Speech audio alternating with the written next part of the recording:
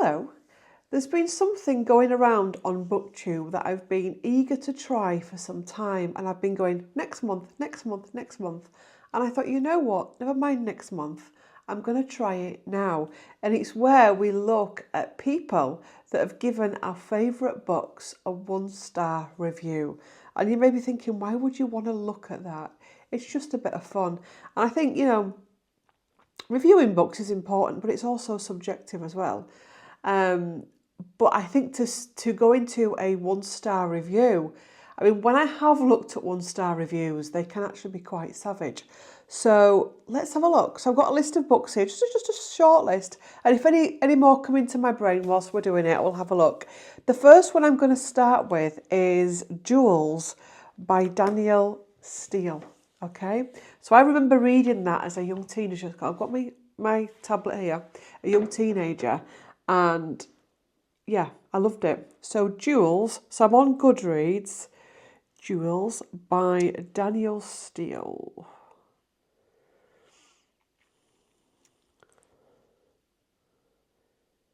There it is. Oh, look at that old 90s cover. Was it the 80s cover? There you go. Look at that. So it rates average 4.01.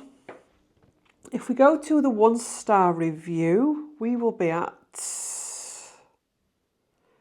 Is it even going to let you go to 1-star review? Right, so I don't know what to say. I just wanted to understand why this woman made so much money as an author.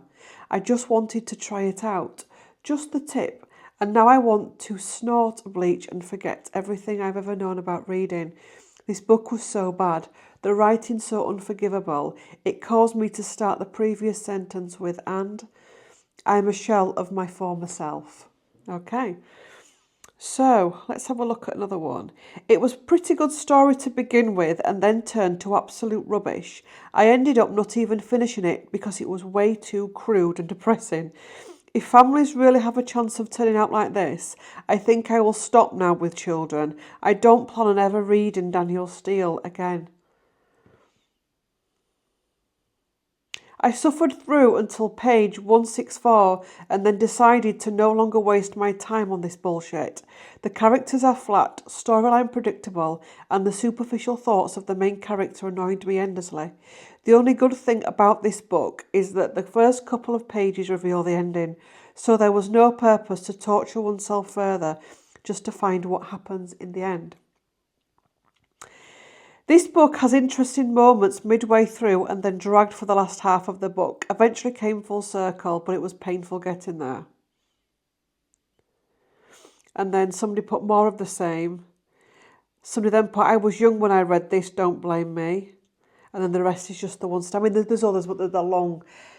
It's interesting, I think, as well, sometimes the 1-star reviews can actually get quite insulting as well, towards the writing, towards the book, towards the author. Anyway, I can't remember how it ends, actually. I remember as a teenager reading it and really, really loving it. Have you read Danielle Steel's Jewels? And did you enjoy it? Does she still write books today? Because the most recent one of hers I read quite some time ago, I was really disappointed. It actually didn't feel like it was her writing it. It felt like a totally different writer. So, and I think we were reading Jeffrey Archer a couple of weeks ago, or a week ago, and we said something very similar, that his writing's changed, and we wondered if me and Gary, that there is ghostwriters, that these writers get to a point where they're that famous, they just go straight into ghostwriting. Anyway, the next one I want to look at is The Lion, the Witch and the Wardrobe. So let's get that up on Goodreads. So, The Lion, the Witch and the Wardrobe. Here it is. So that is The Lion, the Witch and the Wardrobe. Yeah. Narnia. And this averages about 4.24. This should be interesting. Oh no, it does this, doesn't it? It takes a time to what is going on here. Even I don't know what it is. In my opinion, this book was really, really, really, really, really, really, really, really, really, really, really, really boring. Look at what they've done there. Absolutely vindictive. I wonder if the 1-star reviews really make people purge some real out.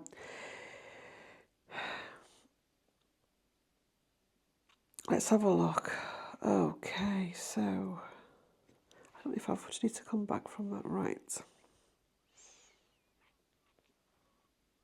I have no idea why a boring story took so many pages. It was not worth reading.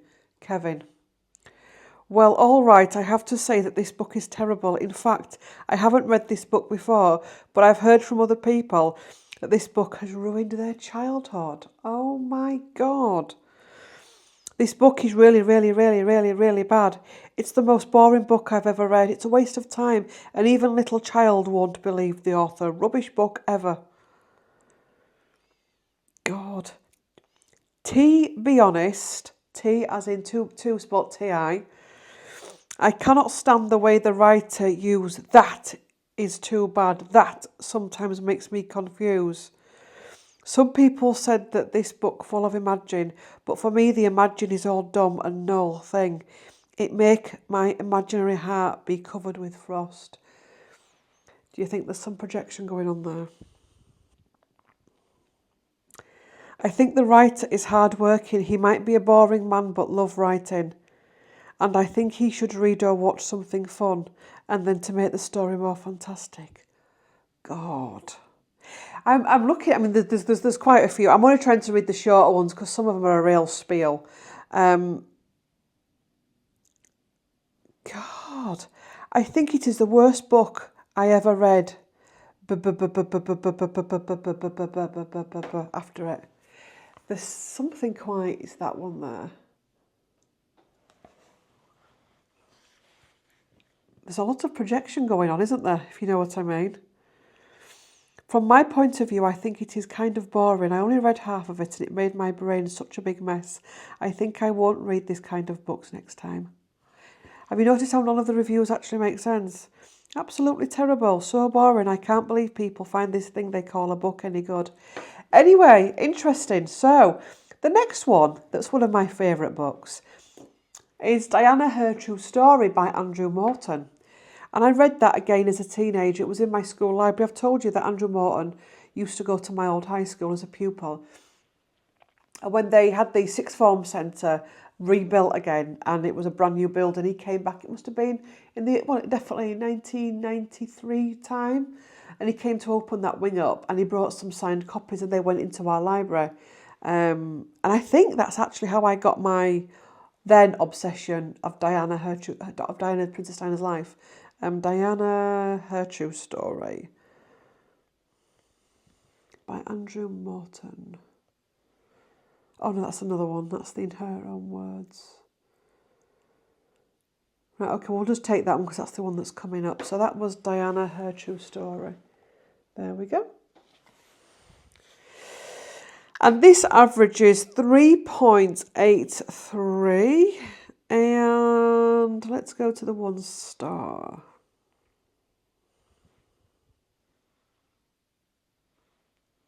I read the original, however long ago it was. This was broken up into the original In Her Own Words, an editorial of the original timeline, and a post-publication and her death. It was horrible, exploitative.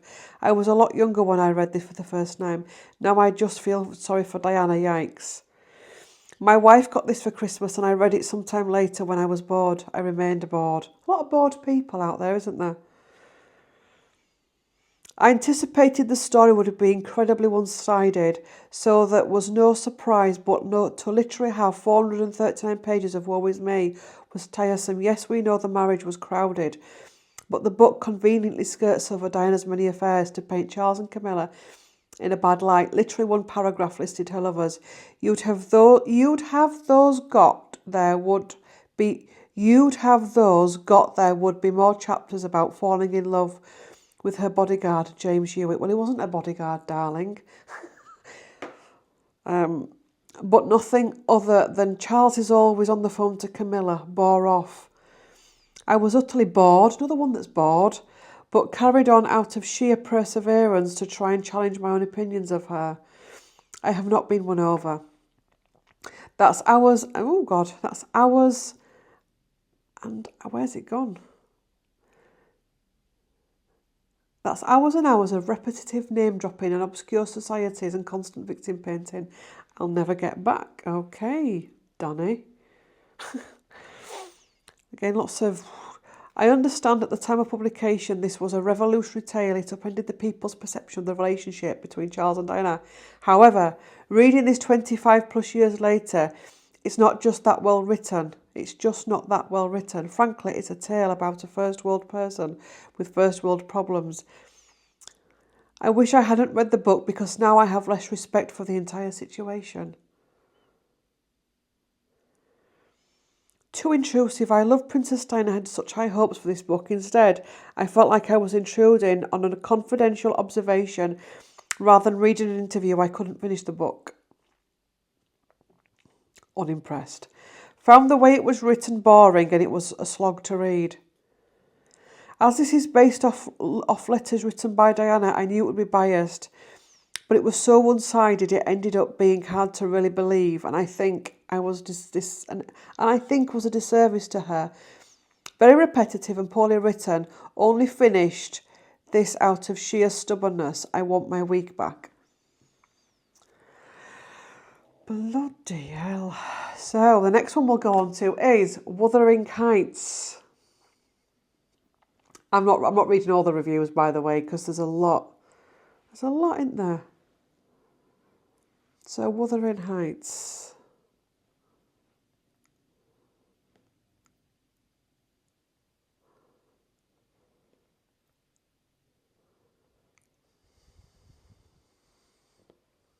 Here we go. So Wuthering Heights by Emily Bronte. Averages at 3.90.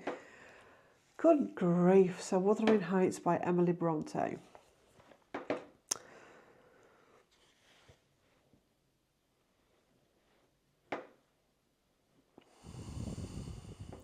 I've tried it 3 times. I know people are obsessed with it. I hate everyone in the book. And I just can't care about a book where I actually hate the characters. And sure, I get the interpretation that as terrible as Heathcliff and Cathy are, it's their love that redeems them, and isn't that romantic? No. If you think that spitefulness is romantic and that people destroying their lives is dramatic, go ahead and read this book, but don't say I didn't warn you. A classic, and one of the most god-awful boring books I've ever forced myself through. I felt in need of Clockwork Orange-style eyelid openers for most of the book. This novel is a great example of exactly why high school students learn to hate reading classics. I agree with Edward Cullen on one thing. I have no idea how anyone else likes this book. I know it's a classic, but I pretty much hate every character and almost wished for bad things to happen to them. I hope that doesn't make me a bad person. Yes, actually. I've had to read this book twice now, and if I've never read it again, it'll be too soon. I really wanted to enjoy this. It's a much hyped classic, but I did not get on with this at all. I'm one starring this. I rate on my own enjoyment, and this was a slog. God. So let's go to Jane Eyre.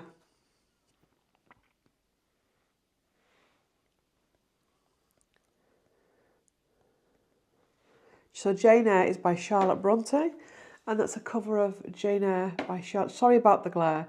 Jane Eyre by Charlotte Bronte. And this averages at 4.15 in the ratings.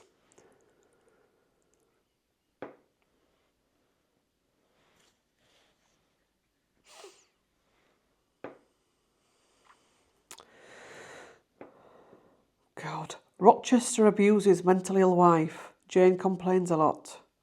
1 star is for Bertha. Insufferable. Please understand or I shall resort to violence. Edward Fairfax, Scummy Rochester. I hate this book. I live in calm, looking to the end, me reading this book. I finally finished it with Nadia May narrating just, really, what are the characters that she ends up at the cousin's house to begin with? The whole thing could have been a 20-page short story about the lady in the attic, and I'd be so much better, happier. I run a Jane Eyre hate account. This one was boring, I struggled. Lord save me, I hast successfully finished this book. I don't know what I read, but I know I'm done. It's almost put me in a slump. I haven't read any book for the past 4 years except this. Cry, spelt C-R-I, Mercy, I-D-K, I don't know whether to rate it 2 or 3 stars. So I'll just rate it 1A. Honestly. I did an exam on this, so the least I deserve for it is to be added to my Goodreads total. Worst book I've ever read in my life. I had to go to school. What? Worst book I've ever read in my life. I had to for school. When it was done, I went up to the teacher, ripped in half and put it on her. I was going to write a horrible review, but this book was already taking too much of my time. Good day, Jane Eyre. Do you know, it's actually, as I started doing this, I was like, is this going to be quite a dark video? Should we not do this? But one of the things I'm learning, and when you actually have a platform, which obviously I do and we both have joint ones, you can sometimes now and again come across utter vitriol. And a lot of that utter vitriol is quite like this, where a lot of it doesn't make sense. A lot of it is very, very misspelt. A lot of it is like... And actually reading this makes you actually understand what perspective to put that into. That there is no actual intelligent 1-star review that I've seen so far. I mean, I've not read them all, but the ones that I've read are pure vitriol. Pure, possibly, stuff that's coming from within. So let's go to the tenant of Wildfell Hall. The tenant. How do I spell that? See, I don't even know how to spell, taking the pick out of spelling, but you know what I mean? What is that? If I was going to go on and rip to shreds a classic, I'd at least make sure I was, writing it okay, at least. The Tenant of Wildfell Hall by Anne Bronte. 4.02 average. Let's go in and see. The main character is a self-righteous prig of a woman who marries a douchebag against the advice of everyone and then poses as a victim for the entire novel. The main male character is practically flat and just likeable enough to be frustrated with for falling for such a woman. It must have really been depressing to be the Bronte sisters who couldn't tell a good story. Damn, sorry Anne, but this book sucks. I can't even stand to listen to the whole thing on audiobook while I floss my teeth. It's that bad. I did not care for this book. It felt like it dragged on forever. About halfway through, I finally gave up and just looked at what happened in the end.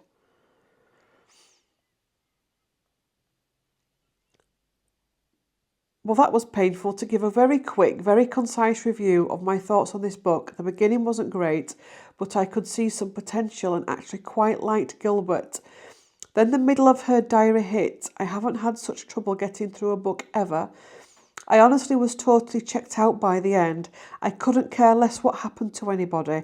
I won't remember a single thing from the second chapter of her diary entries onward. Also, the writing was beautiful. The story just didn't live up to it. Okay. I had much higher expectations for this book. I truly enjoyed Agnes Grey, but I'm not sure I can finish this. Helen is such a pathetic character and misery gets piled up on misery with no end in sight. At this point, I don't care what happens to any of them. Seems to me this book is highly overrated. I thought I'd better read an old classic, as I've tried and failed many times. Just about made it through by the skim of Just about made it through by skim reading very quickly. Sorry, I know this makes me some sort of Philistine, but these books are not for me. Stopped reading. The themes of feminism are interesting. And I'd already read the sister book, Wuthering Heights. Oh, does she mean the sister's book or the sister book, as in like the sister ship? Anyway, which I didn't like either, so that should have tipped me off. But it felt boring and ugly, not an enjoyable read. Well, so we're going to something a little bit more modern. The List of Suspicious Things by Leonie Godfrey I read last year. And it got to one of my favourite, well, it actually got to the favourite book of 2024. So let's have a look at that. For me, anyway, the list. Let me just...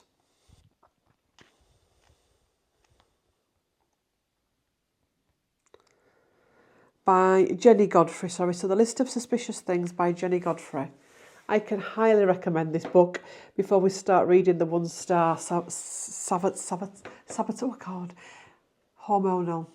It's that time of the month where hormones are flying wild, so speech is struggling. So this has got 4.25. So we may struggle here. We may struggle.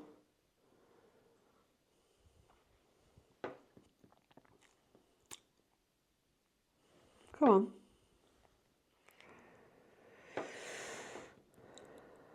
Right, DNF. Someone just put DNF. DNF, abysmal writing, full of forced and inauthentic Yorkshire dialect. No discernible story for the first 100 pages. His mood as visible as the smart suit and tie he wore every day to school, even though it wasn't necessary. It's actually a really nice book. DNF. This is a real chore to the end. So disappointing. Really thought I'd love this one as a former resident of Yorkshire with a love for nostalgia and an interest in true crime. Started getting frustrated around P129 when a character mentions how everyone knows what's wrong with Miv's mum. Yeah, everyone except the reader. The mother you're not meant to love, you're the reader. Have a word with yourself. The mother either moping around or bedbound with no explanation. Got old pretty fast. Made it halfway through the book before suspecting the author had no intention of introducing the actual Ripper as a suspect, and I was right. He's only casually mentioned in the last few pages after a completely needless and unrelated death of one of the characters. I felt cheated by this book after Godfrey stated in the author's note that her father knew the real Yorkshire Ripper, Peter Sutcliffe. I can't help but feel that putting at the beginning of the book is pretty misleading, but great for marketing, as I assumed fictionalised encounters with him would appear in the book. When you read these and you had an intelligent experience with the book, it's like, that is just not what the book was about. It was about the impact on people of Yorkshire, that everyone became a suspect. Nobody knew who Peter Sutcliffe was until he was caught, which is what is in the book. It was somebody's grandfather, somebody's brother, somebody's husband. Everybody suspected everybody else. It's really scary out there at the minute.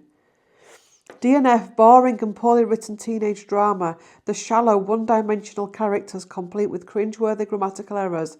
To see which is more tedious to read, it took me a week to slog through the first 100 pages. Guaranteed to be asleep after about 10 pages each time I picked it up and just couldn't go any further. Not for me, gave up 20%. Couldn't finish, it was too simplistic and felt more like a children's book. Sadly, this didn't work for me and I didn't finish. God, and it's just 1 star with no words. Interesting. So, let's go to Rebecca by Daphne du Maurier. Surely to God that can't get 1 star. What do you think? Let me know in the comments. Rebecca.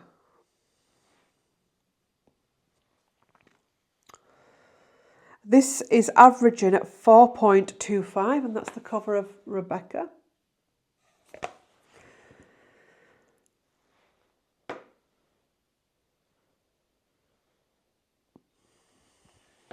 One star, how this really sucked. One of the most boring books I've ever read. Well, you can't love them all. Moving on. And he's called Flying Monkey.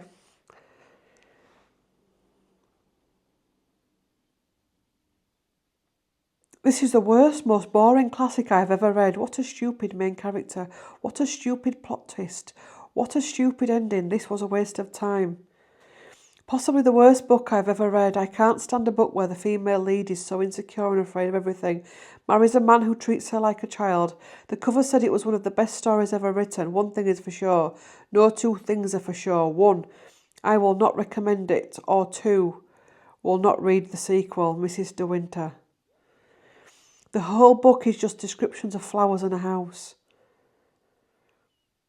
I hated this book. I thought so many times about quitting it, but I never did because I imagined that it would get better. But that never happened. My biggest issue was with the protagonist. We never learn her name and she's utterly insufferable. She's painfully shy and lacks any kind of backbone, to the point where she hides from guests in her own home. The first 2/3 of this book is about her failing at everything and everyone, comparing her to Rebecca. All of this is so boring, and I'm not surprised the comparison occurs since the protagonist is so lame. What a drag. It was a lot of nothing happened, followed by a lot of nothing happening, followed by, you guessed it, a lot of nothing happening. There is no way I would classify this as a thriller. It was literally falling asleep at the time I read it. Ugh. Their words, not mine. DNF, maybe I'm not refined. I couldn't even... Well, you said it, love. DNF, maybe I'm just not refined. I couldn't even get 100 pages into this pretentious, trying way too hard blob of a novel. I think my new approach to finding my next read will be to look at the negative reviews of this book and see what those people are reading. They are clearly my tribe. Again, projection, something... Who picks up a book and goes straight for the 1-star review? Oh, I could have such fun with these people. And go straight for the 1-star reviewers because they're your tribe. Everything is frequency, love. Really, seriously, it is. 1.5 stars. Oh boy, what a clusterfuck. It was so hard to get through. Characters, for lack of better word, were annoying. I don't think I liked any of them. The twist was, it may be classic, but it's not one for me. The opposite of a page turner, probably the least exciting and interesting book I've ever read. Would not recommend to anyone. And then we're going to go to, last but not least, well, it is last but, yeah, anyway, it's the last one, Jamaica Inn, because I actually feel that we won't go into any more books because there's a toxicity with a lot of these comments. Not comments on the channel, but comments in this review, should we say. Jamaica Inn. There's no picture for Jamaica Inn. Interesting. So this averages at 3.90. Oh, some people don't know a good thing when they're onto it, do they? Really, they don't.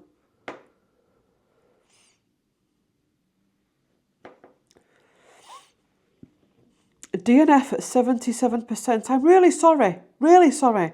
Tried the audio version, but I couldn't focus with every single time. The male narrator used a ridiculous falsetto to speak the female protagonist's line. Tried the regular book version, and no matter how I tried to focus, I was so bored, out of my mind. The gothic element is laid on thick in this one, to the point of campiness. The pace is tortuously slow, a plain lost interest.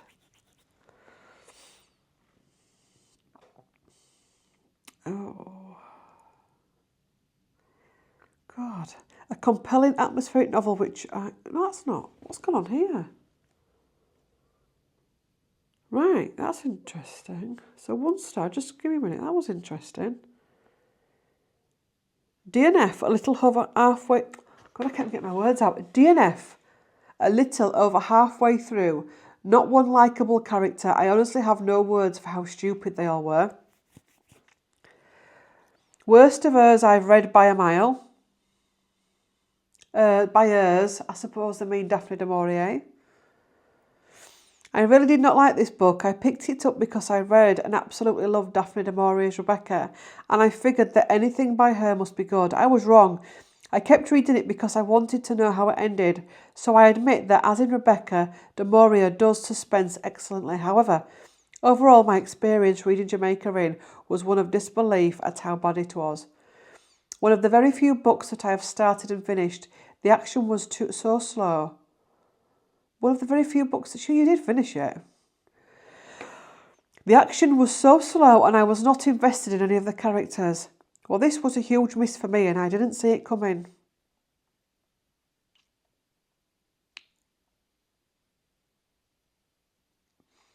Ear read 2024.